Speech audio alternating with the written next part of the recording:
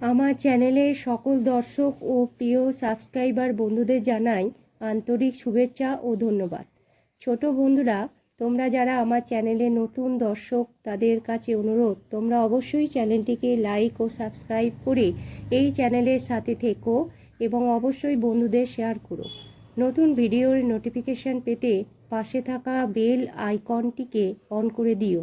কোনো জিজ্ঞাসা থাকলে অবশ্যই কমেন্ট করে জানিও। সকলে ভালো থেকো।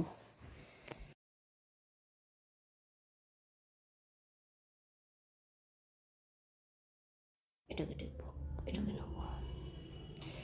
আচ্ছা, তোমাদের আজকে আবার পড়াচ্ছি আর্ট, পরিবেশ, ক্লাস 5-এর পরিবেশ বইয়ের 8, 9, 10 পাতার এই পড়াগুলো আমি পড়াবো। ঠিক আছে, তোমরা অবশ্যই এগুলো শুনবে, ফলো করবে আমার এই ভিডিওটিতে। ঠিক আছে, দেখো কি বলছে, নরম নরম থাবার নিচে লুকোনো নোক। এটা আছে তো, নরম নরম থাবার নিচে, এইটার এই পাতার এইটাই মেন পড়ার যেটা হেডিং, সেটা কি বলছে যে বিড়ালের নোকের কথা প্রথমে আসা হোক। এখানে নোকগুলো দেখাই যায় না, বিড়ালের যে নোক সেখানে বলছে যে দেখাই যায় না, এটা মানে আলোচনা হচ্ছে। কিন্তু কুকুরেরও ওই রকম আছে, ব্যাপারটা কি? কুকুরের ধারালো নোক আছে কিন্তু থাবায় লুকানো থাকে না। ধারালো নোক অন্য কোনো জীবজন্তুর আছে জিজ্ঞেস করেছে। পাখি, বেশিরভাগ পাখির নোকই ধারালো। ঠিক আছে, তাহলে বিড়ালের নখ কি? বিড়ালের নখগুলো দেখা যায় না, কিন্তু এখানে তাহলে বিড়ালের কথা বলা হচ্ছে যে বিড়ালের কি বলেছে, বিড়ালের নখগুলো দেখা যায় না, কিন্তু যখন ওরা কিছু কিছু সময় কিছু ধরবার জন্য, যখন ধরো কোনো কিছু বিড়াল ধরছে, তখন কিন্তু বেরিয়ে আসে। এটা আবার বিড়ালের নখের বৈশিষ্ট্য, এগুলো বৈশিষ্ট্য আলাদা করে আসতেই পারে। পরে আবার বলছে কুকুরের নখের কি বৈশিষ্ট্য। কুকুরের ধারালো নখ আছে কিন্তু থাবায় লুকানো থাকে না ওদের। এদের বিড়ালের যেমন লুকানো থাকে, যখন ওদের প্রয়োজন পড়ে তখন ওটা বার করে আনে কিছু ধরবার জন্য, কিন্তু কুকুরের ধারালো নখ আছে কিন্তু ওদের থাবায় সেগুলো লুকানো থাকে না। ধারালো নখ, ঠিক আছে, এটা কুকুর আর বিড়ালের মধ্যে, এটা নখের মধ্যে এটা পার্থক্য, এটা এরমভাবেও আসতে পারে।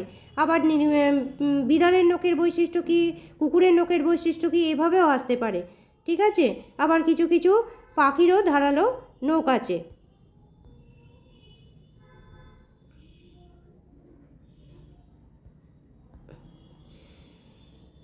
বলছে নখ দিয়ে নানা জিনিস ধরে পাখিরা কি করে, উড়ে যায়। পাখি যেহেতু ধারালো নখ আছে, তাই নখ দিয়ে ধরে ওরা কি করে, উড়ে যায়। হাঁস তো ওড়ে না, হাঁসের পায়ে ওই রকম নখও নেই। পেঁচা, ঈগল, এরা তো শিকারি পাখি, আমরা জানি। শিকারি পাখি যদি বলে, আমরা বলতেই পারি পেঁচা, ঈগল এদের শিকারি পাখি বলা হয়। তা পেঁচা, ঈগলদের নখগুলো কীরকম, হুকের মতো। ঠিক আছে, বাঁকানো আর কি হয়, ছুচালো হয়। হাঁসের নখ আছে, ছুচালো হয়। তা গরু ছাগলের নখ ওদের খুর, এটা আবার আসতে পারে যে গরু ছাগলের নখটা কি, নখটা হচ্ছে ওদের খুরকে বলা হয় গরু ছাগলের নখ। ঠিক আছে, সেগুলো কিন্তু কীরকম হয়, ভোঁতা। ওরা মাছ বা পোকা ধরে না, তাই ওদের নখ নেই, ধারালো নখ নেই। তাহলে নখ আছে কিন্তু সেটা ভোঁতা, যেহেতু ওরা কিছু ধরে খায় না, মাছ বা পোকা, সেই জন্য ওদের নখগুলো ভোঁতা। আচ্ছা, এবার বলছে দেখো পশু পাখির নখ হয়, শিকারি পশু পাখিদেরই নখ হয় জিজ্ঞেস করা হয়েছে। মানুষ ছাড়া অন্য কোনো তো নখ কাটে না, তবে পশু পাখিদের নখ কেন বেশি বাড়ে না, এটা বলছে। প্রশ্ন কি, যে মানুষ তো নখ কেটে ফেলে, কিন্তু পশু পাখি যারা আছে তাদের তো নখ কাটতে পারে না, কে নখ কেটে দেবে, তাই ওদের, তাহলে ওদের বাড়ছে না কেন?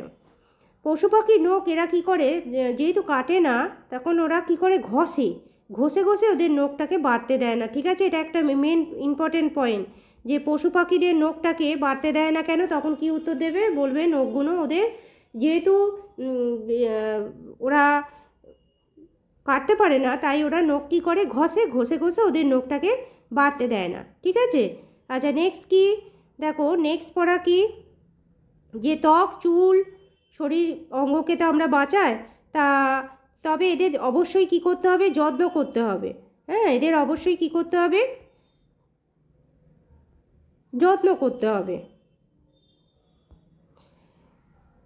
সাবান, জল এইসব দিয়ে পরিষ্কার করতে হবে, তেল, ক্রিম এগুলো লাগাতে হবে। নখের যত্ন না নিলে জীবাণু ঢুকে নখকুনি হবে। ঠিক আছে, এটা আবার প্রশ্ন আসতে পারে যে নখের যত্ন কীভাবে নেবে, তখন এগুলো বলতে হবে। আর চামড়ার যত্ন নিতে হবে, চামড়ায় যে ফুসকুড়ি হয় সেগুলো যত্ন নিতে হবে।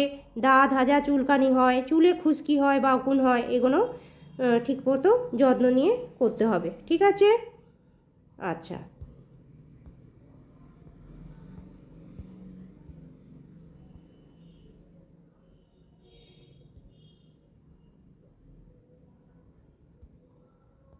এবার তোমাদের ছোট বড় হাড়ের কথা এই নিয়ে আলোচনা আছে এই চ্যাপ্টারে।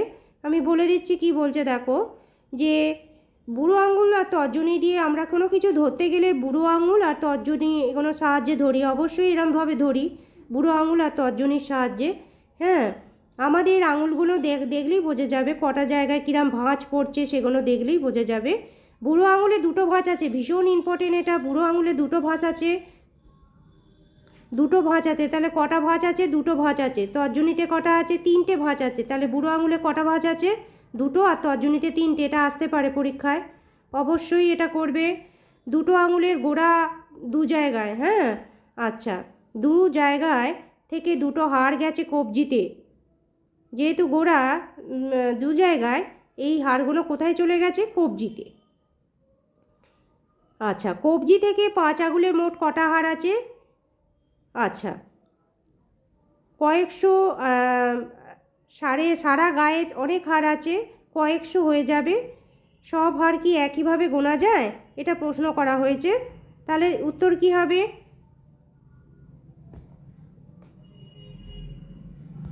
উত্তর হবে, তা গেলেও এভাবে ধারণা করতে পারবে হাড়ের মোট সংখ্যা 100-র কাছে নাকি 200 বা 300। ঠিক কটা হাড় আছে তা কীভাবে জানা যায়?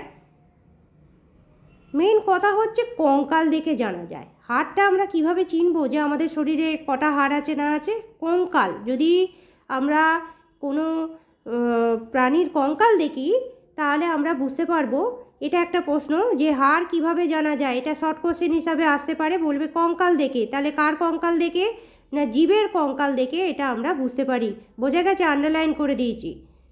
এবার বলছে মানুষের হাড়গুলো নানা মাপের হয়, কনুই থেকে কবজি, কোথাও ভাঁজ নেই কত বড়, আবার আঙুলের ডগায় হাড় কত ছোট, এগুলো বিভিন্ন রকম শরীরের গঠন অনুযায়ী বিভিন্ন জায়গায় বিভিন্ন রকম হাড় হয়। বোঝা গেছে? আচ্ছা, বাঁ হাতে টিপে দেখো, তারপর বললো কিন্তু মানুষের কঙ্কাল দেখলে বোঝা যাবে কবজি থেকে কনুই দুটো হাড়। আমরা কঙ্কাল দেখে কি বুঝতে পারবো? না, কবজি থেকে কনুই কটা হাড় আছে? দুটো হাড় আছে।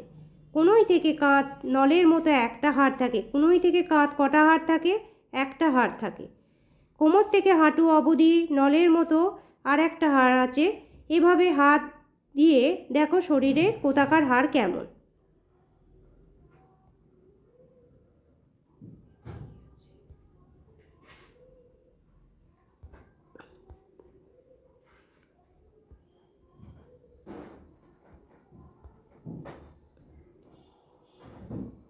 তাহলে আমি যে তোমাদের এই যে বলে দিলাম, এই আন্ডারলাইন করে অবশ্যই তোমরা এগুলো করে নেবে। ঠিক আছে, ভীষণ ইম্পর্টেন্ট।